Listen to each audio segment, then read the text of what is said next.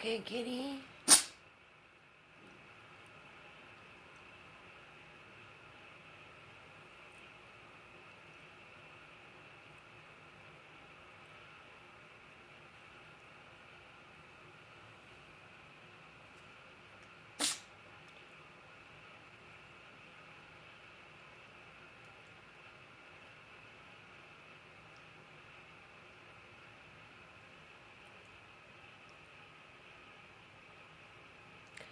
You want to ask yourself what I've done to try to protect them? I've literally boarded this cat at the vet's office at $400 a night because they had to do flea stuff, which I don't do on him because he's 20 years old and it's a toxin and it's not necessary, you know.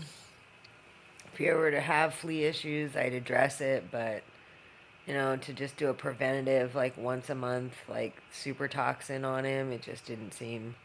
I stopped doing it probably about a year ago, but they insisted on that. And then some other shots, which I also, you know, before we left Hawaii, I did everything that I thought was pertinent for a cat this age. Um, I think the anesthesia, because I mean, it hits my gums and my teeth. I can actually feel it. Like, you know, after a while, it becomes painful. And he has a sore in there, and I think it's getting super bothered. But see how he's all fluffed up like that? That's in my experience as being a cat owner since I was on my own, 19. So that's almost 30 years. My experience when cats get like this is that they don't feel well. That's just always been my experience personally. The whole where the hair is just not really laying flat on their body. You can really see his breathing. And that's why I'm really trying to show. You still got Mijo over here still shaking.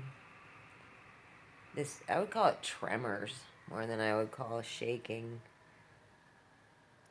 But he was just doing it. Um,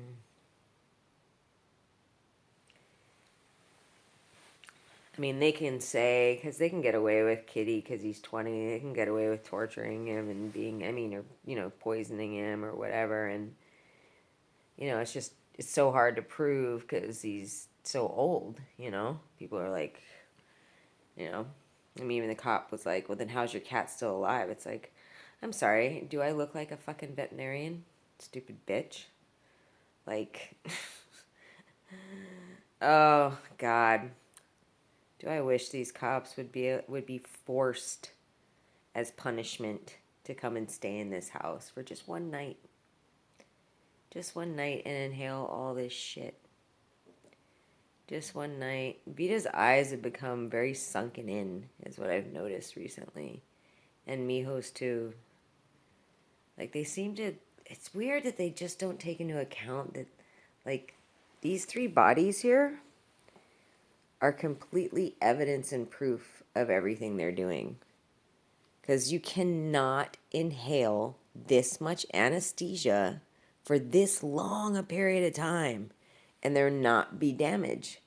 You just can't.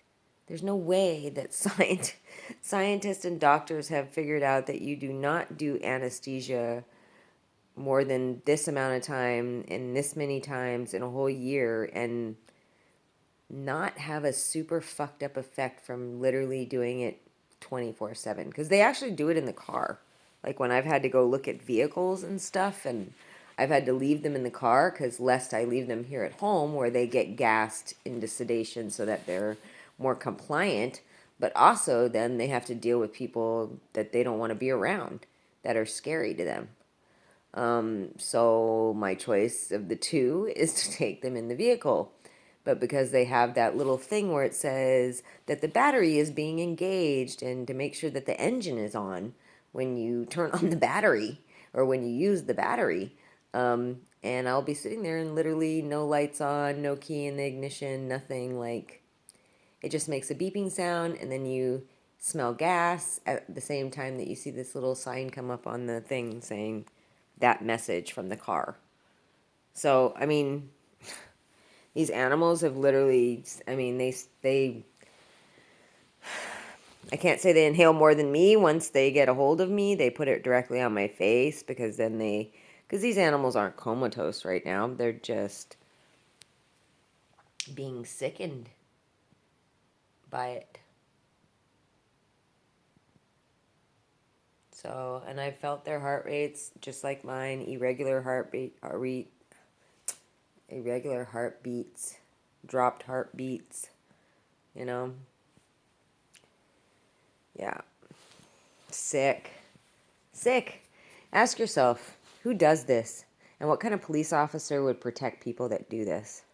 And really my realization that, yeah, they didn't want, because one day I called the cops and I was on my way to passing out.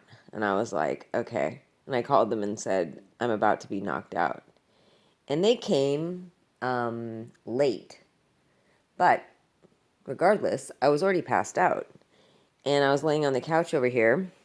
And see, they can come, that's the front, this is where the front door is. They can come right to that window and see right in. And so they would come here, and then, being a normal police officer, then they would come to this. And they said that they saw me sleeping on the couch and that they didn't want to wake me up. I was like, I called because I told you I was being knocked unconscious. So, the claim of I don't want to wake you up really falls short because I'm trying to prove that I'm being knocked out. So I wanted you to try to wake me up, because if you try to wake me up and you can't, that means if you were to pound on that door over there and I don't move, because if you come here while they're here doing whatever they're doing, they'll hear you, they'll have their people signal that someone's coming, and the people in the house will just go over there where they can't be seen, or in the kitchen or something like that, right? In the garage even. And they'll just sit and wait. But if you are out there and you pound on the window, pound on the door, then the dogs, because they're not given that, or if the dogs didn't move, then they'd know. But if the dogs do move, and so either way, it proves it. So if the dogs just lay there and don't get up, then you know something's wrong. And if they get up and they start barking and come to the window and are barking at you and barking at you, then, and I don't get up, and there's enough of a racket where you can't explain that I'm just asleep. So, and when I think about it, I didn't even hear the dogs barking that night on the audio. So the dogs were so sedated, or the cops, yeah. Or maybe the animals weren't even in this room. Maybe they had already moved them back there. It's fucking pathetic.